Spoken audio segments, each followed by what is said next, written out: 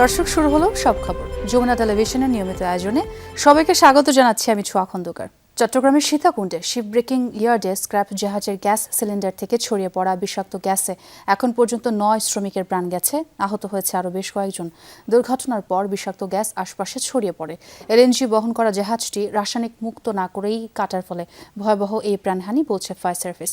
আহতদের দেখতে গিয়ে এই ঘটনায় কারো গাফিলতি থাকলে তদন্ত করে ব্যবস্থা নেওয়ার কথা জানান অর্থ ও পরিকল্পনা মন্ত্রী। সকালে চট্টগ্রামের সীতাকুণ্ডের ভাটিয়ারিতে ফেরদৌস স্টিল নামের এই শিপ ব্রেকিং ইয়ার্ডে পুরাতন জাহাজ কাটার কাজ শুরু করে শ্রমিকরা। হঠাৎ বিষাক্ত গ্যাসের বিষক্রিয়ায় অজ্ঞান হয়ে যান বেশ কয়েকজন শ্রমিক। জাহাজটির একটি ট্যাঙ্ক থেকে গ্যাস নির্গত হতে দেখে কয়েকজন শ্রমিক এগিয়ে গিয়ে ঘটনা কি জানার চেষ্টা করে। এ সময় তারাও বিষাক্ত গ্যাসের তীব্রতায় অসুস্থ হয়ে পড়েন। ঘটনাস্থলেই মারা যান 2 শ্রমিক। অসুস্থদের উদ্ধার করে চট্টগ্রাম মেডিকেল কলেজ হাসপাতালে পাঠানোর পর সেখানে আরও 6 শ্রমিককে মৃত ঘোষণা করেন চিকিৎসকরা। এদের মধ্যে খোকন ও রানার বাড়ি গাইবান্ধা, আর সানি, পলাশ, মনসুর এবং নাসিরের বাড়ি সীতাকুণ্ডে। এরা ওইখানে যে কাটিং করার সময় যেগুলা গ্যাস বাইর হওয়ার সাথে তারা অজ্ঞান হয়ে গেছে। গ্যাস বাইর হওয়া যেগুলো আসিল সব অজ্ঞান, যে উদ্ধার করতেছে সে অজ্ঞান, যে উদ্ধার করতেছে সে অজ্ঞান। 5টা লাশ আমাদের গাড়িতে করে আনছি, একটা লোক মোটামুটি সুস্থ আছে, আর 5 জন অলরেডি ডেড। যেগুলো এখন আমি এই মাত্র নামাইলাম। গ্যাসটা লিকেজ হয়ে ওদের নিঃশ্বাসটা বন্ধ হয়ে যায়, ওরা জায়গায় স্পট ডেথ হয়ে গেছে আর কি। ওনাদের ইনজুরিও আছে, বডিতে ইনজুরিও আছে, আবার হচ্ছে যে একটা গ্যাস ওদের ইনহেলেশন একটা ইনজুরি আছে বলি আমরা, এগুলো হইতে পারে, এটা হইতে পারে। এদিকে বিকেলে আহত শ্রমিকদের দেখতে এবং নিহতের স্বজনদের সমবেদনা জানাতে চট্টগ্রাম মেডিকেল কলেজ হাসপাতালে ছুটে যান অর্থ ও পরিকল্পনা মন্ত্রী আমির খসরু মাহমুদ চৌধুরী। যথাযথ ব্যবস্থা নেওয়ার কথা জানান তিনি। তদন্ত কমিটি হতে যাচ্ছে এবং তদন্ত কমিটির রিপোর্ট এর পরিপ্রেক্ষিতে ব্যবস্থা নেওয়া হবে, প্রয়োজনীয় যা যা করা তা করা হবে। শিপ ব্রেকিং অ্যাসোসিয়েশন থেকে প্রত্যেক পরিবারকে ওরা 10 লক্ষ টাকা করে আমরা বলেছি ওদেরকে কম্পেনসেশনের কথা। এর আগে দুর্ঘটনার খবর পেয়ে ঘটনাস্থলে ছুটে যান ফায়ার সার্ভিস কর্মীরা। তারা জানায় শিপ ব্রেকিং ইয়ার্ডটিতে যে জাহাজটি কাটা হচ্ছিল সেটি এলএনজি বহন করত। কাটার আগে জাহাজটি থেকে কার্বন মনোক্সাইড জাতীয় গ্যাস মুক্ত না করায় এই ভয়াবহ দুর্ঘটনা। আর এই ঘটনায় কারো গাফিলতি আছে কিনা তা খতিয়ে দেখছে পুলিশ। এটাকে ফ্রি করে সাধারণত কাটতে হয়। ওরা শ্রমিকরা যখন কাটতেছিল তখন এখানে আপনার ক্লোরিন গ্যাস অথবা কার্বন মনোক্সাইড গ্যাস, যেটা আপনার অত্যন্ত মারাত্মক বিষাক্ত গ্যাস, ওরা যখন এটা কাটতেছিল তখন এই গ্যাস আক্রান্ত হয়ে এই দুর্ঘটনা ঘটছে। যখন লিঙ্কেজ থাকে সেফটির বিষয়গুলো নিরাপত্তা তারা সেভাবে নিরাপত্তা না দিয়ে থাকে বা কোনো নিরাপত্তার ব্যবস্থা না করে থাকে, এটা আইনগত ব্যবস্থা পরে নেওয়া যাবে, তদন্ত করে বোঝা যাবে এটা আসলে। দুর্ঘটনায় হতাহতদের পরিবারকে ক্ষতিপূরণের আশ্বাস দেন ইয়ার্ড মালিক কর্তৃপক্ষ। যারা আহত হয়েছে তাদের সম্পূর্ণ সুস্থ হওয়া পর্যন্ত তাদের ক্ষতিপূরণ, এবং যারা নিহত হয়েছে ওনাদের রাষ্ট্রীয় এবং সামাজিকভাবে আমাদের এলাকার এবং আমাদের বিএসবি এর নেতৃবৃন্দের সাথে পরামর্শ করে যেটা আমাদের সর্বোচ্চ ক্ষতিপূরণ দেওয়ার সেটা আমরা দেব। শহীদুল সুমন, যমুনা নিউজ। রাজধানীর সিএনজি ফিলিং স্টেশনগুলোতে তীব্র গ্যাস সংকটে চরম ভোগান্তিতে চালকরা। কোথাও কোথাও ঘন্টার পর ঘন্টা লাইনে দাঁড়িয়েও মিলছে না গ্যাস, আবার কোথাও স্বল্প চাপের কারণে বন্ধ রাখতে হচ্ছে স্টেশন। এতে একদিকে যেমন ব্যাহত হচ্ছে গণপরিবহন ও রাইড শেয়ারিং সেবা, অন্যদিকে আয় কমে বিপাকে পড়েছেন নিম্ন ও মধ্যম আয়ের চালকরা। শুধু পরিবহন খাতই নয়, দীর্ঘদিন ধরে নগরীর বিভিন্ন এলাকায় আবাসিক গ্যাস সংকটও ভোগাচ্ছে নগরবাসীকে। শুক্রবার সাপ্তাহিক ছুটির দিন, তবুও রাজধানীর সিএনজি ফিলিং স্টেশনগুলোই ভোগান্তির চিত্র অভিন্ন। ভোর থেকেই গ্যাসের আশায় দীর্ঘ লাইনে দাঁড়িয়ে থাকতে দেখা যায় সিএনজি চালিত অটোরিকশা, গাড়িসহ অন্যান্য যানবাহনকে। চালকদের অভিযোগ, গ্যাসের জন্য দিনের কর্মঘণ্টার বড় একটি অংশ নষ্ট হচ্ছে। গ্যাস না পাওয়ায় যাত্রী পরিবহন কমে গেছে, টান পড়েছে রোজগারে। এতে মালিকের জমা পরিশোধে বেগ পেতে হচ্ছে চালকদের। কঠিন হয়ে পড়েছে পরিবারের খরচ চালানো। কি কষ্টের মধ্যে আছি, বাসায় প্রকাশ করতে পারবো না। বাসায় গেলে বেতন নিতে পারি না, এই বাজার করতে পারি না। 2-300 পাইলে পাই, না পাইলে খালি পকেটে বাসা যায়। গ্যাস নিতে সকালবেলা বের হয়ে আসছি, এখনো পর্যন্ত গ্যাস পাই নাই। এখন গ্যাস ঢুকে মনে করেন যে 30-40 টাকার 3 ঘন্টা সিরিয়াল ধরে, মনে করেন না তুলতে পারি গাড়ির জমা, না দিতে পারি বাড়ির টাকা। গ্যাসের অভাবে রাজধানীর বিভিন্ন ফিলিং স্টেশনের চিত্রটাও বদলে গেছে। কোথাও দীর্ঘ লাইন, কোথাও গ্যাসের চাপ না থাকায় পুরোপুরি বন্ধ স্টেশন। পাম্পের সামনে ঝুলছে সাইনবোর্ড। আমাদের আর কিছু বলার আছে? সাধারণ মানুষের ভোগান্তিকে কারোর কিছু বলার নেই, আমাদের শোনারই লোক নেই। তা আমার এই গাড়ি হলো ওভারে চলে, মনে করেন 2 টিপ মারলে আমার গ্যাস শেষ। 11 ঘন্টা লাইনে থাইকা তারপর গ্যাস পাই 300 টাকার 400 টাকা। আমি তো সকাল ফজর নামাজ পড়ে 6টার সময় এসে লাইন ধরছি, বাংলা মোটর থেকে এখনো পাই নাই, অলরেডি 5 ঘন্টা চলে গেছে। আজানের আগে আসছি, এখনো বসে রয়েছি। শুধু সিএনজি স্টেশনেই নয়, আবাসিক পর্যায়েও তীব্র হয়েছে গ্যাসের সংকট। রাজধানীর বিভিন্ন এলাকায় কয়েক সপ্তাহ ধরে গ্যাস না থাকায় বিপাকে পড়েছেন বাসিন্দারা। আর্থিক ক্ষতির সম্মুখীন হলেও বাইরে থেকে খাবার কিনে খেতে হচ্ছে বলেও জানান অনেকে। গ্যাস নেই 15-20 দিন, গ্যাস না হলে মানুষ চলবে কিভাবে? আমরা খাবো কি? এই বাজারেতে এই নিয়ে খাওয়া এসব সম্ভব? দীর্ঘদিন যাবৎ এই এলাকায় এমনিতেই গ্যাস পাওয়া যায় না। গ্যাস না থাকার কারণে জনজীবনে এত দুর্ভোগ বলার বাইরে। এখনকার অবস্থা টোটালি একবারে গ্যাস নাই, রান্না করতে আমাদের একবারেই করা যাচ্ছে না রান্না, বাইরে থেকে খাবার নিয়ে আসতে হয়, খাইতে হয়। গ্যাস না পেয়ে চালকদের আয় কমে যাওয়া এবং বাসাবাড়িতে রান্নার গ্যাসের সংকট, সব মিলিয়ে প্রতিনিয়ত দুর্ভোগ বাড়ছে নগরবাসীর।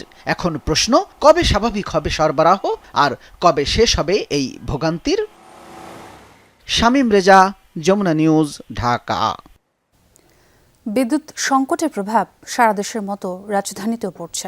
বিভিন্ন এলাকায় কয়েক ঘন্টা করে লোডশেডিংয়ে ভুগছে সাধারণ মানুষ। বিশেষ করে শতভাগ বিদ্যুৎ নির্ভর প্রতিষ্ঠান ও পেশাজীবীরা পড়ছেন ক্ষতির মুখে। লোডশেডিংয়ে দিনে কয়েক ঘন্টা করে কাজ বন্ধ থাকায় কমে গেছে আয়। ছাঁটাইয়ের শিকার হচ্ছেন অনেক কর্মচারী। রাজধানীর 5টি এলাকায় 5 ধরনের ক্ষুদ্র ও মাঝারি ব্যবসায়ীদের সঙ্গে কথা বলে এমন তথ্যই পেয়েছে যমুনা টেলিভিশন। রাকিবুল ইসলামের ছবিতে জানাচ্ছেন শাকিল হাসান। মগবাজার রেলগেটে ছোট একটি ওয়ার্কশপ চালান নাসির। 3 জন মাত্র কর্মচারী। মাসে যে কয়েকটি কাজ পান তা দিয়ে ভালোই চলত তার। শতভাগ বিদ্যুতের উপর নির্ভর এই প্রতিষ্ঠান চালাতে সম্প্রতি হিমশিম খাচ্ছেন তিনি। প্রতিদিন কয়েক ঘন্টা লোডশেডিংয়ে বন্ধ থাকছে কাজ। দিনে প্রায় 1-2 বার যায়, এরকম যাওয়া পড়ে। বিদ্যুৎ দিয়ে কাজ, কিন্তু ওই দেখা গেল যদি আমার ওয়ালিং এর কাজ থাকে তাহলে কাজ অফ থাকে, আর যদি এমনি যদি কারেন্ট ছাড়া কোনো কাজ থাকে তাহলে রানিং চালাই যায়। মগবাজার থেকে যাই নীলক্ষেত। এখানকার গাউসুল আজম মার্কেটে আছে বেশ কয়েকটি ছাপাখানা। আগে এখানে অনেক রাত পর্যন্ত কাজ চলত। এখন সরকারের নির্দেশনা মেনে সকাল 11টা থেকে রাত 8টা পর্যন্ত সময় নির্ধারণ করে দেয়া হয়েছে। এইসব প্রতিষ্ঠানে কাজ করেন অনেক শ্রমিক। সামনে কি হবে তা জানেন না ব্যবসায়ীরা। বিদ্যুৎ ছাড়া এই মেশিন তো কোনো জেনারেটরও চালানো সম্ভব না, আইপিএস দিয়েও চালানো সম্ভব না, একমাত্র বিদ্যুৎ দিয়েই সম্ভব।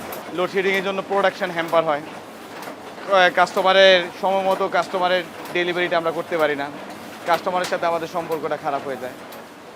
আমাদের দেখা গেল যে প্রোডাকশন ক্যাপাসিটি সেটা যদি না করতে পারি, আমাদের তখন এমপ্লয়ীদের স্যালারি দিতে আমাদের একটু প্রবলেম হয়ে যায়। নীলক্ষেতের ফটোকপির দোকানগুলো প্রয়োজন মেটায় শিক্ষার্থীদের। শুক্রবার ছুটির দিনেও ব্যস্ততা থাকে এখানে। আমাদের কাজ তো টোটালি বন্ধ থাকে, আর লোডশেডিং হলে 1 ঘন্টা এরকম যায়, 1 ঘন্টা, আধা ঘন্টা, 40 মিনিট। যখন চাপ থাকে তো আমাদের জন্য এটা খুব প্যারা হয়ে যায় যে কাজটা আমরা সময় মতো করতে পারি না। 2 ঘন্টা কম মানে অনেক কিছুই। রাজধানীর প্রতিটি এলাকায় আছে ছোট লন্ড্রি। একজন ব্যক্তি আর একটি আয়রনে চলে এসব প্রতিষ্ঠান। ক্ষুদ্র বিনিয়োগে পরিচালিত এসব প্রতিষ্ঠানগুলো শতভাগ বিদ্যুৎ নির্ভর। সামান্য আয়ে চলে এক একটি পরিবার। লোডশেডিংয়ের ভিতরে কাজ হয় নাই, ডেলিভারি দিতে পারি না, বলি যে পরে আসেন, সকালেরটা বিকালে দেই, বিকালেরটা রাত্রে দেই, রাত্রেটা পরের দিন দেই। পান্থপথে 13 বছর ধরে এই কাপড়ের দোকানটি চালান আলম। একটি মাত্র সেলাই মেশিন নিজেই চালান। সম্প্রতি ব্যবসায় মন্দা যাচ্ছে বলে ছাঁটাই করেছেন কর্মচারী। বিদ্যুৎ তো আপনার আগে কোনো সমস্যা ছিল না, কিন্তু আপনার এই 4-5 দিন ধরে দেখতেছি সমস্যাটা বেশি। আগে তো আমরা পায়ে চালাইতাম, এখন তো আপনার পায়ে আর চলে না, এখন সব কারেন্টে চলে। কারেন্ট না থাকলে তো আমাদের কাজ বন্ধ। লোডশেডিং বাড়লে শতভাগ বিদ্যুৎ নির্ভর এসব ক্ষুদ্র ও মাঝারি প্রতিষ্ঠানগুলো পথে বসবে। সঙ্গে সংকটে পড়বে হাজারো পরিবার। শাকিল হাসান, যমুনা নিউজ, ঢাকা। শেখ হাসিনাকে ফেরানোর আগে প্রধানমন্ত্রীর ভারত সফর মেনে নেবে না জনগণ, এমন মন্তব্য করেছেন এনসিপি নেতারা। শুক্রবার বিকেলে রাজধানীর যাত্রাবাড়িতে গণসমাবেশে দলের আহ্বায়ক নাহিদ ইসলাম বলেন, তারেক রহমানের হাতে দেশের সার্বভৌমত্ব সুরক্ষিত থাকতে পারছে না। দেশ জ্বালানি ও গ্যাস সংকট নিয়ে তিনি বলেন, বর্তমান সরকার 5 মাসে লোডশেডিংয়ের ইতিহাস ভেঙেছে। গণভোটের রায় বাস্তবায়ন না করে বিএনপি সরকার জনগণের সাথে প্রতারণা করেছে বলেও মন্তব্য করেন নাহিদ ইসলাম। এনসিপির মুখপাত্র আসিফ মাহমুদ বলেন, জুলাই হত্যার জন্য যারা দায়ী তাদের বিচার নিশ্চিত করবে এনসিপি।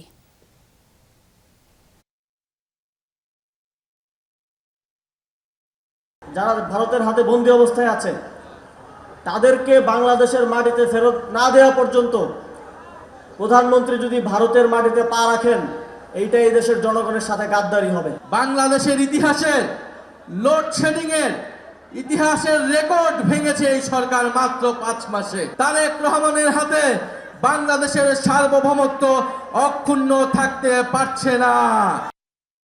6 মাসের লক্ষ্য পূরণে সরকার সফল, এমনটাই দাবি করেছেন বিএনপির সিনিয়র যুগ্ম মহাসচিব রুহুল কবির রিজভী আহমেদ। অন্যদিকে জাতীয় প্রেসক্লাবের সমাজ কল্যাণমন্ত্রী ডাক্তার AJM জাহিদ হোসেন বলেন, মানবিক দেশ করতে প্রতিশ্রুতিবদ্ধ বিএনপি। প্রয়াত সাবেক প্রধানমন্ত্রী খালেদা জিয়ার জন্মদিন উপলক্ষে শনিবার দোয়া মাহফিলের আয়োজন করবে বিএনপি। এই বিষয়ে বিস্তারিত জানাতে নয়াপল্টনের কেন্দ্রীয় কার্যালয়ে সংবাদ সম্মেলনের আয়োজন করে দলটি।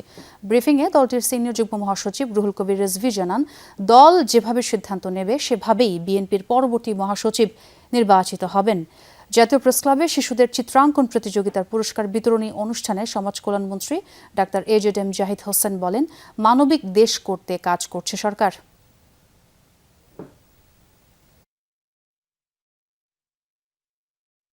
ছয় মাসের মধ্যে টোটাল যে অঙ্গীকার বা ম্যানিফেস্টোর কত অংশ হয়, সেই অংশ অনুযায়ী 6 মাসের যে লক্ষ্য, সে লক্ষ্য মোটামুটি সবগুলোই পূরণ হয়েছে। কোথাও হয়তো 19-20 হতে পারে। এর পরবর্তী 6 মাস আরও জোরালোভাবে এটা অ্যাক্সেলারেট হবে। পিছিয়ে পড়া জনগোষ্ঠী বলেন এবং এগিয়ে যাওয়া জনগোষ্ঠী, বয়স্ক মানুষ এবং আজকের জন্ম নেওয়া শিশু, সবাইকে আমরা অ্যাড্রেস করতে চাই। সেজন্য আমরা বলি যে একটা অন্তর্ভুক্তিমূলক সমাজ ব্যবস্থা, মানবিক বাংলাদেশ গড়ে তুলতে চাই। চট্টগ্রাম বন্দরের জলসেবায় 2টি জাহাজের মধ্যে সংঘর্ষ হয়েছে। শুক্রবার বেলা 12:30টার দিকে চট্টগ্রাম বন্দর বহির্নোঙরে মোটর ট্যাঙ্কার সি স্পাইক এবং বাল্ক ক্যারিয়ার সানশাইনের মধ্যে সংঘর্ষ হয়। বিষয়টি নিশ্চিত করেছে বন্দর কর্তৃপক্ষ। খবর পেয়ে উদ্ধার কাজে অংশ নেয় বন্দরের টাগবোট, নৌবাহিনী ও কোস্টগার্ডের একাধিক জাহাজ।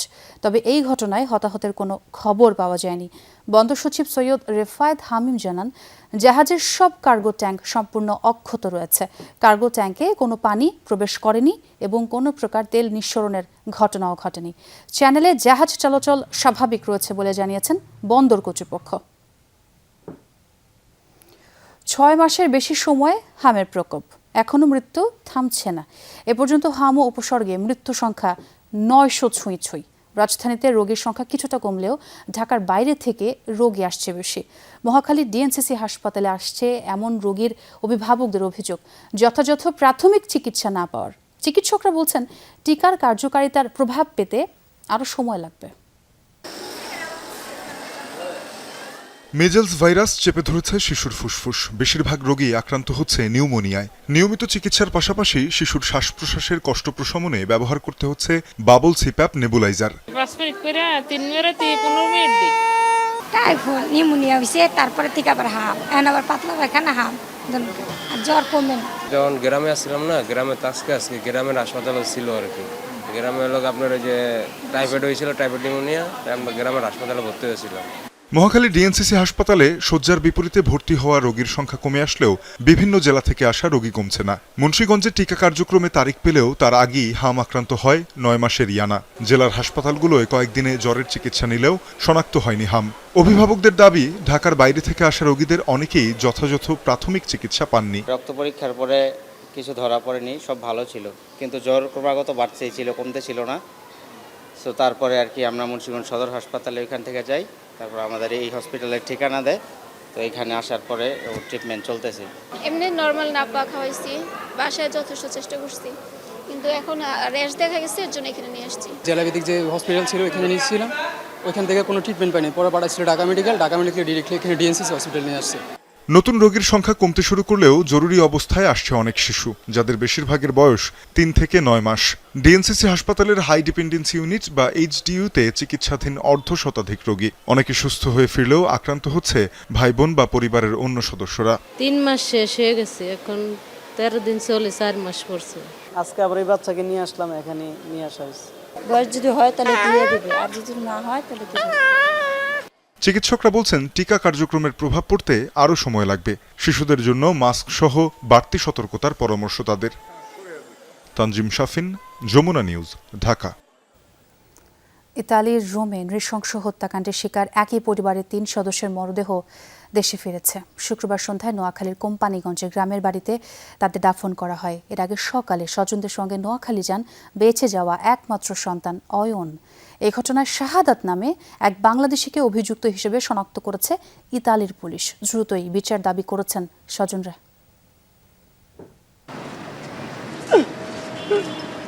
নতুন জীবনের স্বপ্ন নিয়ে ইতালিতে পাড়ি দিয়েছিল পরিবারটি, কিন্তু রোমে এক রাতেই সব শেষ। গত 26 জুন নিজ বাসায় নৃশংস হামলায় নিহত হন অয়নের বাবা, মা ও ছোট বোন। গুরুতর আহত অবস্থায় প্রাণে বেঁচে যান অয়ন। সেই রাতের ভয়াবহ স্মৃতি নিয়েই শুক্রবার সকালে ঢাকায় ফিরেছেন অয়ন। তবে একা নন, সঙ্গে 3টি কফিনে ফিরেছেন তার বাবা, মা আর ছোট বোন। ইতালিয়ান বাংলাদেশ এম্বাসিকে রোমের, ওদেরকে অসংখ্য ধন্যবাদ। ওরা আমার সাথে সেই 26 তারিখ থেকে শেষ পর্যন্ত ওরা আমার পাশে ছিল, আমাদেরকে সর্বোচ্চ সহযোগিতা করছে। ওদেরকে অসংখ্য ধন্যবাদ। এবং ইতালিয়ান যারা নাগরিক ছিল ওই দেশের, ওদেরকে অনেক অসংখ্য ধন্যবাদ, কারণ ওরা শুরু থেকে পাশে ছিল, আমার আব্বুর কলিগরা, ফ্রেন্ডরা। হত্যাকাণ্ডের ঘটনায় শাহাদাত নামে এক বাংলাদেশি প্রবাসীকে অভিযুক্ত হিসেবে শনাক্ত করেছে ইতালির পুলিশ। তাকে গ্রেফতার করে বিচারের মুখোমুখি করতে তদন্ত চলছে। স্বজনদের দাবি, দ্রুত তদন্ত শেষ করে হত্যাকারীর সর্বোচ্চ শাস্তি নিশ্চিত করা হোক। উনি ওরও বলছে যে তোর আব্বু আম্মু ঝগড়া লাগিয়ে তুই আয়, আর মেসেজ আর হেসে তো নামালে বলছে এটা মারি গেলাম, মারি গেলে তো শেষ নিশান। তাইলে এতারা নিজের কেউ মাইকে কারা বলতে পারবে না। ওই নাতিটা এখন দেখছে, এখন এতার প্রকার হয়ে গেছে। আমাদের মানে সব পর্যায়ে ওরা কমিউনিকেশন করছে এবং থানা খোঁজখবর নিচ্ছে। ঢাকার গোয়েন্দা বিভাগও আই থিঙ্ক ওদের সাথে কাজ করছে। তো ওরা ওদের মতো করে খুব ভালো কাজ করছে। আমরা মোটামুটি ইটালিয়ান পুলিশের কাজেও আমরা স্যাটিসফাইড। হয়তো আসামি ওরা ধরতে পারেনি, কিন্তু ওরা ভালো কাজ করছে, এটা আমরা বুঝতে পারছি। ঢাকা থেকে মরদেহ 3টি নোয়াখালীর কোম্পানিগঞ্জে নিজ গ্রামে দাফন করা হয়। রাব্বি সিদ্দিকী, যমুনা নিউজ, ঢাকা। কক্সবাজারে আবাসিক হোটেলের কক্ষ থেকে এক পুলিশ সদস্যের ঝুলন্ত মরদেহ উদ্ধার করা হয়েছে। শুক্রবার বিকেলে বাস টার্মিনাল সংলগ্ন ঢাকা আবাসিক হোটেলের 4র্থ তলার একটি রুম থেকে মরদেহ উদ্ধার করে পুলিশ। নিহত আতাউল কবির টেকনাফের হোয়াইকুং হাইওয়ে পুলিশ ফাঁড়িতে কর্মরত ছিলেন।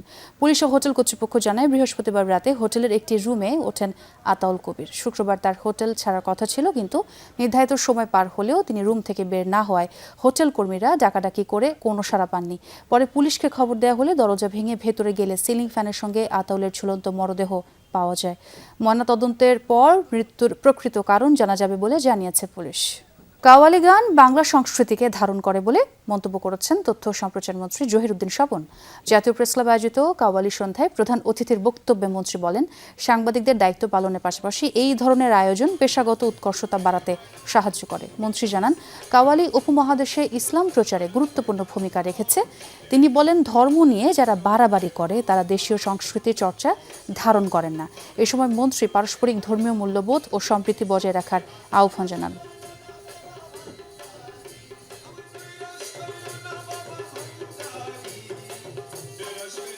কাওয়ালির মতো এরকম একটা সংস্কৃতির চর্চা আমাদের উপমহাদেশে ইসলামের মতো শান্তির ধর্ম প্রচারের একটা বড় মাধ্যম হিসাবেই কাজ করেছে।